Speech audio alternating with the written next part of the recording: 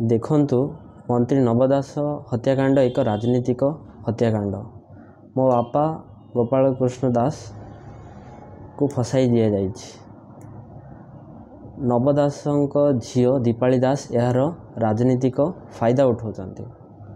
दीपाली दास राजनीतिक भाषण रे निज बापा नव दासଙ୍କୁ शहीद बोली कहिछन्ति। एणु यह एक राजनीतिक हत्याकांड बोली स्पष्ट हो जाउछि। नव दासଙ୍କ अनेक शत्रु थिले, तांकर राजनीतिक और व्यावसायिक शत्रुता थिले बोली नव दासଙ୍କ पत्नी और पुओ विशाल दास पुलिस को 161 बयान देइछन्ति। एई दिगरे तदंत काहेकि करागला नहीं? आमे सीबीआई तदंत दाबी करूछु। सीबीआई तदंत कले प्रकृत सत आउ हत्याकारी और षड्यंत्र धरा पड़िଯିବ।